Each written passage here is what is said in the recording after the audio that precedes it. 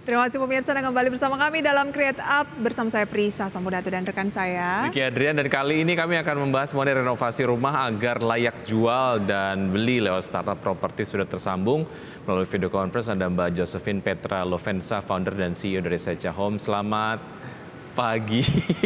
Selamat bergabung begitu ya. Bagaimana sih Mbak Josephine, kabarnya pada pagi hari ini, sehat ya? Sehat. Oke. Terima kasih sudah bergabung bersama kami di Create Up. Kalau bicara mengenai Secha Home sendiri, mungkin boleh Anda kenalkan secara singkat dan jelas begitu mengenai Secha Home, Mbak Josephine. Secha Home it's a very simple company ya. Kita sebenarnya adalah in short kita renovasi rumah, home improvement solutions untuk bantu orang-orang yang mau beli rumah having a move-in ready houses. Jadi kita udah integrate all the renovations dalam satu biaya beli rumah. So in like one price you already get a move-in ready houses yang udah nggak perlu pusing cari kontraktor. So it's a one stop service for you all.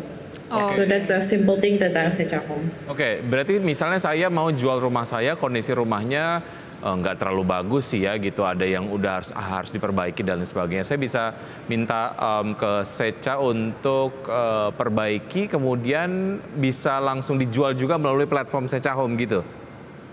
Ya, betul. Jadi yang kita lakuin adalah biasanya kan orang-orang yang mau jual rumah itu selalu PR, dia ngerasa nggak pede dengan rumahnya. Jadi biasanya harganya 30% di bawah market. Jadi what we are doing adalah kita hit untuk supaya rumahnya selling on the market price gitu. Jadi kita perbaikin, and then like we also see like misalkan in a certain area kita bantu untuk di daerah misalkan Jakarta Barat itu trennya untuk rumah-rumah modern klasik gitu. Jadi we help the homeowners untuk jual rumah itu dengan harga pasar without having untuk keluarin biaya di awal untuk renovasi gitu. So that's a simple thing. Kalau market properti, market sekundernya saat ini perkembangannya seperti apa sih? Market sekunder sebenarnya pas zaman COVID tuh lagi naik sih resale price index-nya, karena kan orang-orang banyak yang jual kan.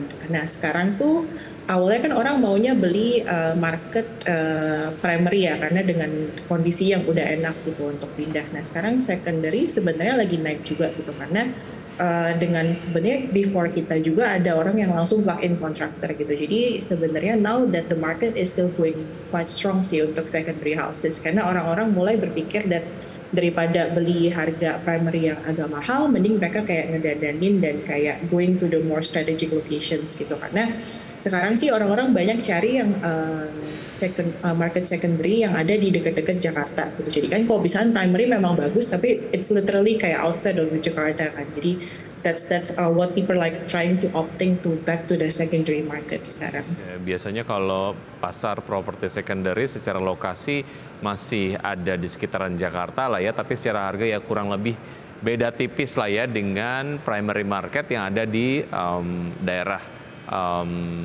di luar Jakarta lah. Oke, market size-nya seberapa besar sebetulnya, Mbak?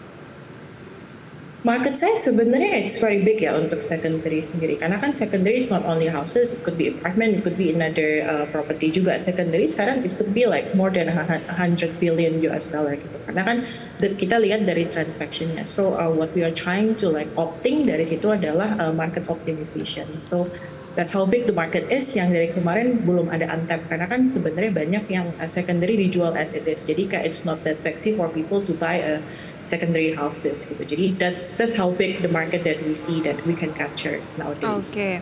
Kalau dilihat dari layanan-layanan yang diberikan begitu ya, lebih banyak apa renov rumah atau yang lagi meningkat justru penjualan rumah atau seperti apa? Kalau sekarang sih it's a 50-50 ya, karena kan Secha Home sendiri we are not only handling the secondary houses tapi juga apartment. Jadi sekarang banyak yang juga lagi banyak yang submit untuk jual dan juga untuk plug-in renovations, karena kan what happens sekarang adalah it's very hard to find the contractor kan untuk kayak dia benar-benar dapetin sesuai dengan yang dia mau gitu, dan biasanya di charge per square meter. Sedangkan kan layanan kita adalah gimana kita bisa fit in ke budget dari pembeli atau misalkan orang yang mau renovasi gitu. So kita lebih ke customize build and design dan bantu untuk purchase. Kalau jual juga banyak, tapi kalau beli juga sekarang banyak rumah-rumah yang keluarga baru yang tadinya dia mau beli rumah primary di literally misalnya di Tenjo gitu. Terus kita coba opting oke dengan harga yang sama, is already moved in ready, udah furnished dan juga udah renovated, harganya sama. Jadi akhirnya they start to like changing the mindset untuk mulai beli secondary houses gitu. So that's what happened in Secha Home sekarang. Oke, untuk biaya renovasinya sendiri itu dibayarkan terlebih dahulu oleh Secha Home ya? Jadi dia lebih kalau misalkan secondary kan juga bisa KPR kan. Jadi biasanya itu dibayarkan lewat KPR tadi gitu. Jadi the point adalah ketika orang beli rumah di Secha Home, mereka nggak usah nambah biaya renovasi. Jadi dipentokin langsung dengan KPR. So it's easier. Misalkan ya jadi 1,3 M it's already with renovations gitu. So that's also yang mau kita bantu untuk nggak cuman helping the renovation, tapi we also help like gimana sih caranya cash flow atau money flow dari beli properti sendiri itu dibantu. Karena most of the time di Indonesia or even in Southeast Asia yang belum ada itu adalah helping people untuk kayak langsung integrated proses untuk payment. Karena kan biasanya dia harus ngurus KPR, terus udah bunganya berapa persen, and then they have to like having a KTA untuk loan renovation. So why don't we just like merge it into one? Oke. Secha Home sendiri ini sudah beroperasi berapa lama? Kemudian penggunanya, perkembangannya sejauh ini seberapa banyak? Oke, kalau Secha Home sendiri pas banget kita setahun this month because we're part of Antler Global that was like our early backers. Kalau untuk dari pengguna sendiri sekarang it's cukup banyak ya, karena kan kita nggak cuma bekerja langsung dengan end consumers atau buyer, tapi we also work with property agent networks gitu. Jadi that's how kita juga memberdayakan agent-agent properti yang ada di Jabodetabek kayak Rewide and then like Era, Brighton, and we position ourselves untuk bantu mereka selling faster gitu. So untuk jangkauan sendiri kita masih di Jabodetabek, but next year kita mau coba untuk ke market-market yang di Jawa, Surabaya, Jawa Tengah. So that's how big our reach sekarang. Baik, oke, menarik. Kita akan lanjutkan usai jeda berikut ini, dan pemirsa tetap sama kami akan segera kembali. Ya, kami masih berbincang bersama Mbak Yosefin dari Secha Home. Mbak Yosefin, apa sih yang membedakan solusi Secha Home dengan pemain-pemain lain yang sudah ada sebelumnya? Oke, the difference sebenarnya kita lebih gimana jadi ecosystem enabler. Jadi kita benar-benar ngelihat pain points dari orang mau beli rumah itu kan prosesnya banyak ya. Biasanya kalau misalkan solution enabler lain atau produk-produk lain dia hanya menyelesaikan masalah di satu segmen. Sedangkan Secha Home kan kita lebih dari pre-listing, listing dan juga post-listing gitu. Jadi kita juga bantu untuk helping them renovate the house dan juga bantu untuk gimana orang kalau beli rumah satu biaya dan that's all gitu. So it's more of like to integrate fragmented solutions yang ada di market into one platform. Jadi that we are not really competing, tapi kita lebih kalau ke other PropTech solutions atau misalkan pemain lama yang lain, kita lebih ngebantu untuk integrated into one system. Jadi untuk buyers itu akan lebih mudah dan juga kita tetap ngebagi the market untuk orang-orang yang udah ada. So we are not here to like compete yang benar-benar ambil the market, but we are here to like melengkapi dan juga bikin lebih ringkas gitu untuk all of the property. Satu satu platform tapi bisa semua, mulai dari cara bayarnya, kemudian pencarian huniannya atau menjualnya, renovasinya begitu ya. Tapi kalau misalnya mau lihat-lihat rumah di sana atau mau menjual, tadi kan disampaikan sudah cukup banyak penggunanya begitu ya. Tapi iklan-iklan rumahnya misalnya itu juga sudah cukup banyak, sangat beragam atau seperti apa?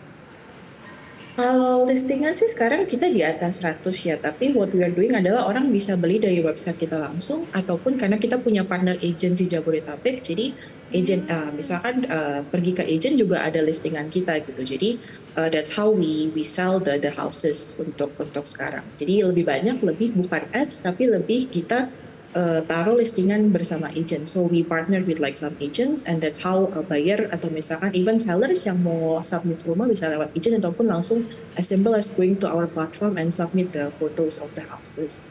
Oke, saya pengen tahu model bisnis dari Secha Home seperti apa sih, dari mana kemudian Secha Home bisa memperoleh revenue?